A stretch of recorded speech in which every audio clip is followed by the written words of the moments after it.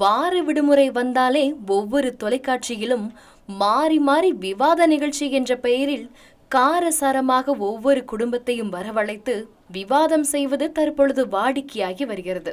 குடும்ப பிரச்சனை, காதலர் பிரச்சனை, நண்பர் பிரச்சனை, சமூக பிரச்சனை என்று ஒவ்வொரு பிரச்சனைகளையும் கொண்டு வந்து மக்களிடம் அதை காரசாரமாக விவாதம் செய்வதே இந்த நிகழ்ச்சிகளின் நோக்கம்.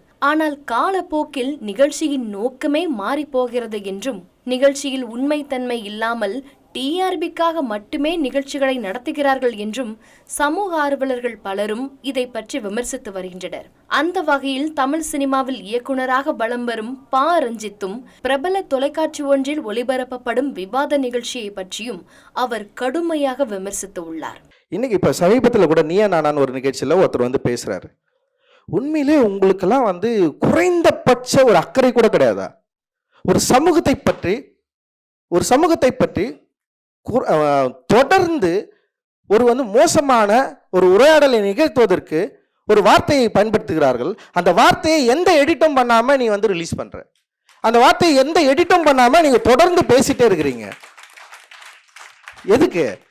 6 வருஷமா படம் எடுத்துட்டு இருக்கிறோம், இதுக்காக தான், வேற எதுவும் கிடையாது. இந்த படம் மட்டும் எடுக்கலன்னு வச்சுக்க, அவ்வளவுதான். ஒட்டுமொத்தமா இவர்கள் எல்லாரும் புரட்சியாளர்கள் தான். நாங்கள் தான் உங்களை வாழ வைத்தோம், நாங்கள் தான் உங்களுக்கு சோறு ஊட்டணும், நாங்கள் தான் உங்களுக்கு எல்லாமே கொடுத்தோம். இதுதான் தொடர்ந்து இருந்துட்டு நீங்கள் இல்லை நாங்கன்னு சொல்றதுனால தான் உங்களுக்கு பிரச்சனை. தமிழ் சினிமாவில் நசுக்கப்பட்டும் பிதுக்கப்பட்டும் என கூறியே பல இயக்குநர்கள் நிறைய சம்பாதித்து இன்று ஆடம்பர காரில் வருகிறார்கள் என்று நீயா நானாவில் ஒருவர் பேசியிருந்தார். அந்த வார்த்தைகளை இன்னும் தமிழ் சமூகம் பின்பற்றுகிறதா என்று ஆச்சரியமாக உள்ளது என்றும், இந்த வார்த்தையை எப்படி அந்த தொலைக்காட்சியில் ஒளிபரப்பு செய்தார்கள் என்றும் பா. ரஞ்சித் கேள்விகளை அடுக்கியிருந்தார். சும்மா நசுக்கப்பட்டோம், பிசுக்கப்பட்டோம், அமுக்கப்பட்டோம் சொல்லி இப்படி எடுத்து தமிழ் சினிமாவே கெடுத்துட்டாங்க. எங்க ஒரே ஒரு 6 வருஷம் படம் எடுத்தது இல்லை, ஒட்டுமொத்தமா தமிழ் சினிமாவே கெடுத்துட்டோன்னு சொல்லிட்டு ஒருத்தர் பேசுறாரு. ஸோ அந்த நசுக்கப்பட்டோம், பிசுக்கப்பட்டோம், அமுக்கப்பட்டோம்ன்ற ஒரு வார்த்தை இருக்குல்ல, இன்னைக்கு வரைக்கும் இங்க தமிழ் உலகம் அதை அலோவ் பண்ணிருக்கு. பின்பு மேலும் அவர் கூறுகையில், கபாலி காலா படத்திற்கு பிறகு நான் தமிழிலேயே படம் செய்யக்கூடாது என ஹிந்தியில் பிர்சா முண்டா குறித்து படம் எடுக்க முயற்சி செய்தேன். ஆனால் அதுவும் சில காரணங்களால் முடியவில்லை. நான் எனது சொந்த பணத்தை கொண்டுதான் பரியேறும் பெருமாள் படத்தை தயாரித்தேன். படம் ரிலீஸ் செய்யும் போது எனது மனைவியிடம் நான் கொடுத்து வைத்த கொஞ்ச பணத்தையும் வாங்கி வந்து படத்தை ரிலீஸ் செய்தேன். படம் நல்ல வரவேற்பை பெற்றது. ஆனால் இங்கிருக்கும் ஊடகங்களோ பா. ரஞ்சித்தின் நீலம் புரொடக்ஷன்ஸ் தயாரிப்பு என எழுதவில்லை என்று அவர் ஊடகங்கள் மீதும் நேரடியாக சாடினார். மாரி செல்வராஜ் இயக்குனர் ராமின் வளர்ப்பு, அதனால்தான் இந்த படம் ஹிட் என கூறினார்கள். என்னை பாராட்டுவதில் உங்களுக்கு என்ன சிக்கல் இருக்கிறது என கேட்கிறேன் என்று சரமாரியாக நேற்று பேசியுள்ளார். நம்ம இவ்வளோ பேசியும் இவ்வளோ எடுத்தோம், இந்த படத்தை இவர்கள் நிராகரிக்கிறார்கள் அப்படின்னா எனக்கு உண்மையில குழம்பிச்சு.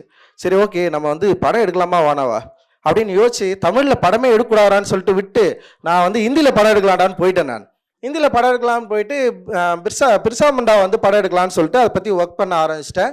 சரி, ஒர்க் பண்ண ஆரம்பிச்சோடனே அந்த படம் அங்கே எழுதுகிறப்போ ஒரு சில சிக்கல்கள் உருவாச்சு. அப்படி உருவாகினக்கிறப்போ ஆனால் எனக்கு தமிழில் ஏன்டா நம்ம விட்டு போயிட்டு, எனக்கு உண்மையிலே நான் விட்டு போன மண்ணில் தான் எனக்கு இருந்தது.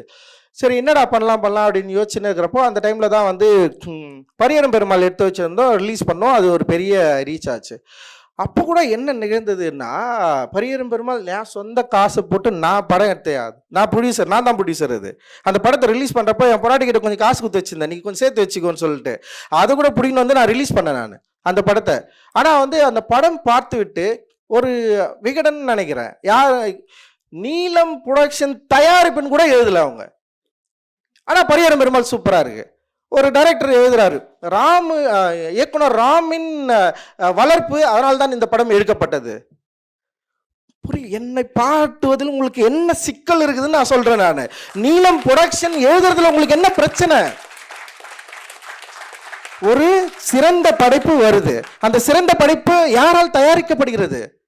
எப்படி இது அதோட கச்சா என்ன, அதோட உற்பத்தி பொருளுக்கு ஒரு காசு செலவு பண்றேன், எதை நம்பி நான் காசு செலவு பண்றேன்? அந்த படம் ஓடும் ஓடாதுன்ற நம்பிக்கைலாம் எனக்கு கிடையாது. 2 சீன் எனக்கு பயங்கரமா பிடிச்சிருந்தது. அவங்ககிட்ட சொன்னேன் நான், ஒன்று நான் டாக்டர் ஆக போறேன்னு ஒரு சீன் இருக்கும், அவ்வளோதான். நான் பார்த்துட்டே எனக்கு இது போதும்னா நான் சொல்லிட்டேன், எனக்கு இது போதும், எனக்கு அவ்வளோதான், எனக்கு போதும். அதுக்கப்புறம் 2வது நீ பயந்து ஓடினா விட்டுருவானுங்களா அப்படின்னு சொல்லிட்டு இவர் ப்ரொஃபஸர் பேசுவார்ல, அவ்வளோதான். 2 சீன் போதும், சென்னா போதும். நான் ரிலீஸ் பண்ணுறேன்டா அப்படின்னு சொல்லி நான் ரிலீஸ் பண்ண படம் ஓடிச்சு. ஆனால் அப்பொழுதும் கூட ரஞ்சித்தின் தயாரிப்பு அப்படின்னு சொல்கிறத எல்லாருக்கும் பிரச்சனை இருந்தது. சரி ஓகே பரவாயில்ல. ஆனால் அங்கே மாரி செல்வராஜ் வந்தான்ல, வந்து இவ்வளோ இங்கே வந்து உட்காந்தான்ல, இவ்வளோ பெரிய இடத்துக்கு வந்து நிற்கிறாள்ல.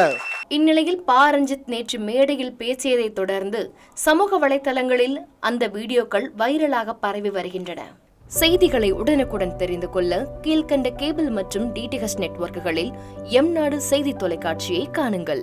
பாதகம் செய்பவரை கண்டால் நாம் பயம் கொள்ளலாகாது பாப்பா. மோதி மிதித்து விடு பாப்பா, அவர் முகத்தில் உமிழ்ந்து விடு பாப்பா. அண்மை செய்திகளை உடனுக்குடன் தெரிந்து கொள்ள இணைந்திருங்கள் எம்நாடு தொலைக்காட்சியுடன்.